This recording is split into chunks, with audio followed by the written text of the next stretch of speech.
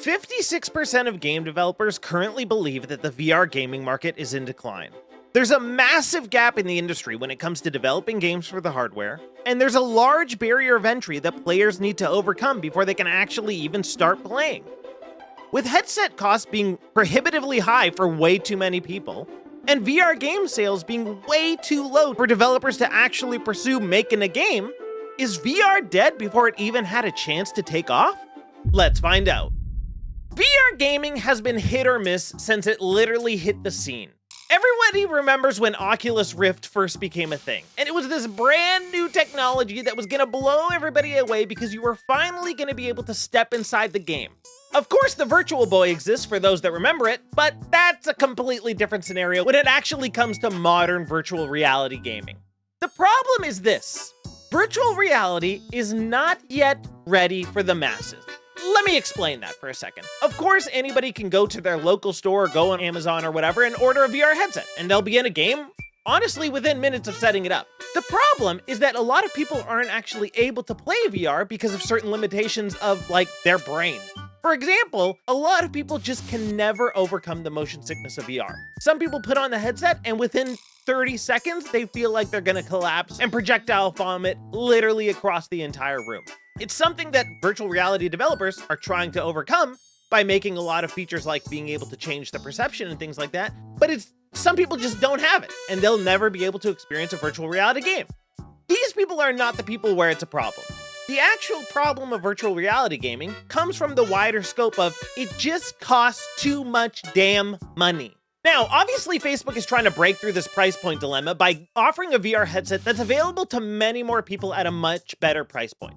I think the current Quest costs something like $300, which is honestly a great price for it. It's a great piece of hardware. There's a lot of great games for it, but the problem is that these games are extremely limited in scope, and these massive titles that people are expecting of VR gaming are extremely few and far between. If I had to be honest, my favorite VR game ever made, the most amazing VR experience I've ever had, is Half-Life Alyx. There are literally like 4 games on the level of Half-Life Alyx. They just don't make games like this. It costs too much money and not enough people buy them because there's not enough VR game players. Even let me take another step back, okay? I have the PlayStation VR 2. I was a day one purchaser of the PlayStation VR 2. I've played that thing legitimately 10 times. I'm waiting for an amazing experience to blow me away, and it just hasn't happened. Sure, Resident Evil 4, amazing in VR. Resident Evil Village, amazing in VR. That's, of course. The Walking Dead games, great in VR. Behemoth looks like there's potential for it to be great. Metro looks like there's potential to be great. But where are the mega games that are supposed to be like Half-Life Alyx coming from PlayStation first-party studios that are designed to literally force the person to pick up a VR headset, buy it off the shelf, start playing PlayStation VR 2? They don't exist. And PlayStation even canceled them because they know that it's just not going to happen. Nobody has bought this thing. They even stopped making them because they have so many in their warehouses that still need to be sold that they're like, we don't need to keep pumping these out because we've got about a 10 million sitting behind us that needs to still fly off the shelf. And it's sad because VR gaming has so much potential.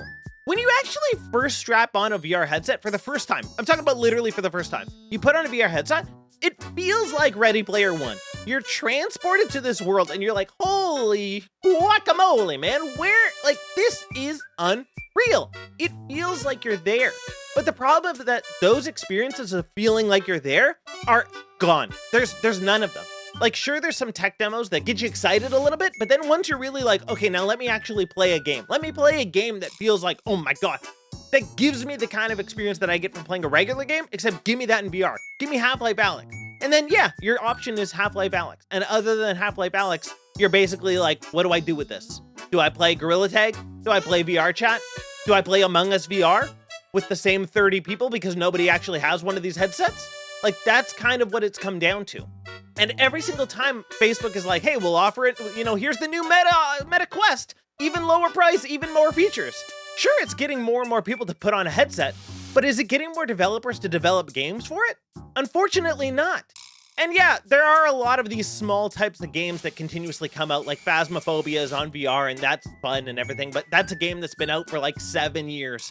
So it's not really blowing anybody away that they're suddenly able to offer a VR version, which has also already been on Steam VR for a really long time. So realistically, so what? It's not enough to draw people in. In order to get people to care about VR, not only does it need to be extremely like cut in price, like we're talking, they need to make these things for like $249 maximum. Because realistically, to play PlayStation VR, you already need a PS5. So now you have the cost of the PS5, then you have the cost of the PSVR 2. Now you can finally play. Same thing on PC. If you want to play a really good PC game, you need a really good PC that could run it. Then you need a VR headset on top of that. And yeah, the Quest tries to mitigate that by just making games exclusively for Quest. But it kind of looks like you're playing a PS2, early PS3 quality kind of game when it comes to graphics. That's not something that's blowing you away. And sure, it's fun to swing around and kill things like that, but it's not enough to draw you in and make you come back for more and more and more. The other thing too, is that VR just feels like a hassle. I don't know what it is. Like, honestly, PlayStation VR 2, you put it on and you turn it on and then it's like, okay, now map your room again. Okay, now you can get it. It just feels cumbersome. And the process of doing it, even though it is short, feels like an extra barrier that players need to overcome before they can actually start playing.